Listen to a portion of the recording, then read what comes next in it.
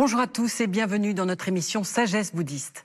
Il est des professions qui s'acquièrent par vocation innée. Le métier de vétérinaire, en l'occurrence, fait rêver dès le plus jeune âge tous ceux qui aiment les animaux. Quand cette passion pour soigner le vivant se double d'une pratique bouddhiste, cela donne un parcours exceptionnel. C'est ainsi que nous avons le grand bonheur de recevoir Norin Chai, guidée depuis l'enfance par sa vocation infaillible qui vise à réduire la souffrance des êtres vivants.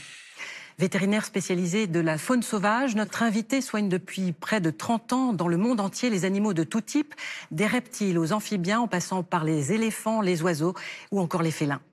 Mais Norin Chai est aussi bouddhiste et place d'ailleurs cette dimension spirituelle au centre de sa vie, lui dont la famille a connu le martyre au Cambodge. Nous parlerons ce matin du parcours hors norme de notre invité, mu par ses deux vocations, le bouddhisme et la médecine animale, qui se complètent et se renforcent l'une l'autre au quotidien. Et puis la semaine prochaine, nous évoquerons la sagesse animale, ou comment les animaux ont tant à nous apprendre. Nous retrouvons de ce pas Norin Chai. Bonjour. Bonjour. Alors, il y a beaucoup à dire sur votre parcours vétérinaire. On ne pourra pas tout dire, mais on peut simplement préciser que vous êtes diplômé de Maison Alfort. Vous avez dirigé un parc national au Tchad. Vous avez été vétérinaire en chef de la ménagerie du Jardin des Plantes à Paris. Actuellement, vous consultez un petit peu partout en France et à l'étranger, dans le monde entier. Vous êtes aussi conférencier, auteur de plusieurs livres sur ce que nous apprennent les animaux. Vous avez fondé l'association Yabumba sur l'étude et la préservation de la faune sauvage. Et puis certains téléspectateurs vous connaissent car vous avez animé des documentaires sur vos missions de sauvetage dans le monde entier également. Et puis, bien sûr, vous êtes bouddhiste, la partie essentielle de vous-même. Vous avez été moine dans la tradition Theravada, ordonné à 20 ans à la pagode Wat Bodhisattva de Champs-sur-Marne. Oui. Et puis, vous connaissez aussi le bouddhisme tibétain pour avoir voyagé au Tibet. Merci infiniment de répondre à nos questions ce matin. Merci pour l'invitation. Alors, on va tout d'abord commencer un petit peu par parler de vous, de quelques éléments biographiques, et notamment de vos origines du Cambodge. Oui, effectivement, je suis né au Cambodge il y a longtemps. Et je suis arrivé en France à 4 ans, donc juste pile poil au niveau du temporel, au niveau du génocide cambodgien, effectivement. Et je suis l'héritier de cette génération qui a pas mal souffert, effectivement. Oui, l'histoire douloureuse du Cambodge a eu une répercussion directe sur votre famille, sur votre exil en France. Totalement. Pas seulement pour beaucoup de Cambodgiens, bien sûr, mais de mon point de vue, ça a un impact même sur ma vision du monde. Parce que quand vous êtes un gamin, qu'à 4 ans, vous voyez les personnes qui sont en souffrance, ça vous donne une vision particulière de ce qui vous entoure, effectivement. Est-ce que vous avez gardé des éléments de la culture cambodgienne une fois que vous êtes établi avec votre famille Oui, mais mes parents ont vraiment eu cette volonté que je puisse continuer à parler cambodgien. Donc je parle cambodgien, c'est ma langue maternelle. Je comprends le cambodgien. Et effectivement, quand je vais au Cambodge, j'écoute et je comprends ce qu'ils disent. Il y a une culture donc très, très maintenue dans ma famille par rapport à ça. Et bien sûr, comme vous le savez, au Cambodge, le bouddhisme est une religion d'État, mais aussi toute la vie sociale s'organise au niveau des pagodes. Et j'ai évidemment hérité de cette manière de vivre. Alors c'est justement par culture familiale ou par conviction que vous vous êtes découvert bouddhiste? C'est une très bonne question, parce que découvert bouddhiste, c'est exactement ça. Alors, vous avez donc cette culture bouddhiste qui est plus une tradition. Mais le bouddhisme est une philosophie, et je l'ai découvert justement quasiment, pas tout seul, puisqu'on ne fait jamais les choses tout seul, finalement par des incohérences où, lorsque je lisais le bouddhisme, l'histoire de Siddhartha par exemple, et des modes de vie ou des comportements qui n'étaient pas forcément en adéquation avec ce que disait Siddhartha, je me suis dit que peut-être qu'il y a le bouddhisme traditionnel et un vrai bouddhisme, on va dire, plus puriste, qui s'approche plus de l'enseignement en fait originel. Est-ce que, alors, ce bouddhisme, par exemple, vous avez choisi d'aller au Tibet pour fêter votre réussite à l'entrée vétérinaire. Donc c'est quand même un choix très particulier Oui. comme voyage de fin d'études. Bon, j'en ai toujours rêvé de toute façon d'aller au Tibet. C'était plus pour, on va dire, un voyage d'études de terrain personnel, puisqu'en fait j'ai commencé à méditer quasiment à l'âge de 10 ans. Donc c'est vraiment, c'est comme si j'avais pris mon petit déjeuner en fait. C'est ancré dans mon comportement naturel. Et d'aller au Tibet, qui a une connotation quand même très particulière, symbolique. Le Tibet, avec les Dalai Lama, avec toute cette histoire, cette culture très médiatisée, à bon escient. Et j'ai vu quand même qu'il y avait plusieurs formes de bouddhisme, et de Tibet aussi. Un Tibet, on va dire très militarisé à l'époque, chinoise, et le Tibet d'origine, qui avait vraiment, pareil, des dissonances. En gros, ce que je voyais, c'est qu'il y avait, on parlait de bouddhisme, mais le bouddhisme en même temps était tellement plurimorphique, et que finalement, je me suis posé cette question, en fait, c'est quoi finalement le bouddhisme? Et pourquoi vous avez voulu être moine à un moment de votre jeunesse?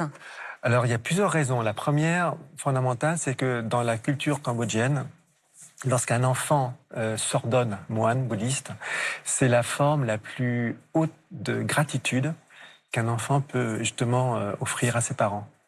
Mes parents ont beaucoup travaillé pour survivre et pour qu'on puisse survivre aussi. Et donc c'était la moindre des choses de leur offrir cette marque de reconnaissance, de gratitude profonde dans la tradition cambodgienne. Et aussi, ça me permettait de voir l'envers du décor, la vie monastique et comment un moine, entre guillemets, pouvait vivre dans une pagode en dehors du regard des croyants et des fidèles. Pour faire fructifier finalement la pratique de la méditation ou se détacher finalement du monde du quotidien. Alors, de façon plus pragmatique, ça, c'est de voir comment ils vivent. Est-ce que, avec un esprit assez critique, est-ce qu'ils font bien ce qu'ils disent? Oui, c'est un peu pragmatique. Et ça me donne une idée, justement, de la vie monastique, ma propre idée, pour justement progresser au niveau personnel. Alors, venons-en à votre vocation vétérinaire aussi. Comment vous est-elle venue? Est-ce que c'est parallèle justement à la mise en place du bouddhisme en vous? Oui, ma vocation, elle est venue même avant que je sois né, je pense. Quand j'étais même pas un embryon. Non, plus sérieusement, ma vocation, elle est venue, comme je disais, dans un contexte où vous grandissez dans une atmosphère douloureuse, où vous voyez tous les gens qui souffrent autour de vous, et vous vous dites, qu'est-ce que je peux faire, en fait? Et quand vous avez 4 ans ou 3 ans, vous vous dites, je peux pas faire grand-chose, en fait. Et ma vraie vocation, ma seule vocation, finalement, c'est juste, je voulais juste soigner le monde. C'est juste ça, enfin, juste ça. Et mon grand-père, avant qu'il se fasse prendre et torturer par les Khmers rouges, il m'a offert un ours en peluche que j'ai appelé Yaboumba. Et que tous les deux, on s'est promis qu'on allait soigner le monde. Et donc, je parle toujours avec mon ours en peluche. Et il me dit, avant de soigner le monde, tu devrais commencer par avec les animaux, parce que j'avais une connexion particulière avec les animaux. J'ai une connexion très particulière avec eux. Et je me suis dit que soigner les animaux avant était peut-être plus facile que soigner le monde de façon générale. C'était un peu moins prétentieux, on va dire. Et c'est comme ça que j'ai commencé. Ma vraie vocation, c'était de soigner le monde et d'abord les animaux. Et puis un jour, j'ai appris, par hasard, qu'il y avait un métier qui permettait de soigner les animaux. Ce métier s'appelait vétérinaire. Je savais pas que ça existait. C'est dingue, on pouvait même être payé pour ça, quoi. Et c'est un métier qui, donc, a évidemment pour vous un lien avec le bouddhisme, avec la pratique, avec vraiment la philosophie du bouddhisme, c'est-à-dire éviter la souffrance aux êtres vivants. Oh, ça va beaucoup plus loin. C'est même dans les fondements du bouddhisme. Déjà, c'est pas un métier, pour moi, c'est vraiment un chemin de vie vétérinaire. C'est au-delà c'est vraiment une philosophie de vie. Et lorsqu'on est dans une spécialisation, lorsqu'on rentre vraiment dans la médecine en tant que telle, vétérinaire, on se rend compte que tout est interconnecté, interdépendant. Ça vous rappelle quelque chose, bien sûr.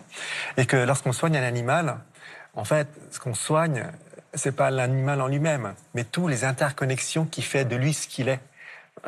Si vous m'apportez un iguane, par exemple, ou un éléphant, ou un orang-outan, la première chose que je vais voir, que je vais expertiser, c'est comment vous le nourrissez, quel est son habitat, qu'est-ce que vous avez professé une bonne température, quelles sont les interactions avec les autres. L'animal n'est que la synthèse de son environnement. Et c'est l'exemple même vivant de l'interdépendance. Et rien que ça, c'est énorme. L'animal évolue. Il évolue en fonction de son environnement, en fonction de sa propre histoire, de sa propre souffrance karmique, par exemple. Et à ce moment-là, on se rend compte, on expertise, on expérimente, on vit de l'intérieur. Ce que le bouddhisme n'arrête pas de parler, c'est l'impermanence. Donc, il y a ces deux fondements, interdépendance et impermanence, qui sont pour moi les fondements de ma pratique, en fait. Alors, certains vous appellent le bodhisattva des animaux. Bodhisattva est un mot très fort et très fort. C'est un honneur même. Est-ce que c'est quelque chose qui vous convient comme Alors, terme? c'est comme vous dites, un honneur et je ne me sens absolument pas la prétention d'être un bodhisattva, au loin de là. Mais ce qui est intéressant, c'est peut-être un objectif, même si le mot objectif, je n'aime pas trop, ou plutôt une lanterne, un phare, ce serait, je dirais. Le bodhisattva serait un phare vers lequel j'essaye de tendre. Parce qu'on peut rappeler ce que c'est qu'un bodhisattva? Oui. Alors, un bodhisattva, en fait, c'est un Bouddha ou plutôt une personne, parce que ce sont des personnes. Hein. Le Bouddha, il n'y a pas de Dieu là-dedans. Hein. C'est un état de conscience. Et les bodhisattvas, ce sont des personnes qui ont atteint un état de conscience de boïté, mais qui ne passent pas le cap du nirvana ou du paranirvana et qui restent au sein de mortels pour les aider à accroître et à augmenter leur conscience. Alors, vous dites aussi, Norin Chai, dans certains de vos livres, que le Bouddha historique, était pour vous le premier vétérinaire, finalement, de l'histoire. Oui. Pourquoi? Parce que si les médecins soignent l'homme, le vétérinaire, lui, soigne l'humanité. Et alors, la première personne que je connais, enfin que je ne connais pas, bien sûr, mais que j'ai étudiée et approchée, intellectuellement en tout cas, c'était Siddhartha Gautama, qui avait comme seul objectif de soigner la souffrance de l'humanité. Et pour moi, c'est la définition même du vétérinaire avec un grand V. C'était une démarche diagnostique d'abord, puisqu'il était un simple humain. Enfin, il est toujours d'ailleurs, il a toujours été. Et il cherchait à comprendre ce qu'on appelle la pathogénie en médecine. Et ensuite, essayer de voir comment les éléments ont apporté une maladie, ce qu'on appelle un diagnostic, et enfin, trouver un traitement, ce qu'on appelle un diagnostic thérapeutique cette fois-ci. Et cette démarche, il l'a synthétisée dans les 4 nobles vérités. C'est pragmatiquement une démarche médicale, en tout cas vétérinaire, avec une vision d'ensemble du vivant. Ce sera le mot de la fin pour cette première émission, car nous allons vous retrouver avec beaucoup de plaisir la semaine prochaine pour la suite consacrée à la sagesse animale. Merci beaucoup. Merci Norin Chai d'avoir été notre invitée ce matin. Merci. Alors avant de nous quitter, voici quelques suggestions de lecture en rapport avec le thème de l'émission. Tout d'abord, Harmonie, de l'animal à l'homme, retrouver un langage universel de notre invité Norin Chai avec Roland Portiche chez Stock. Norin Chai nous propose de comprendre et de miser sur le langage du cœur commun à toutes les espèces pour plus d'harmonie dans le monde. Plaidoyer pour les animaux de Mathieu Ricard chez Alary Éditions. Et puis Les émotions des animaux de Peter Wohlleben aux arènes. Voilà, c'est la fin de cette première partie d'émission. Vous pouvez la retrouver durant un mois sur France.tv. À la semaine prochaine pour la suite de notre émission avec Norin Chai. Très heureux dimanche à tous. Merci.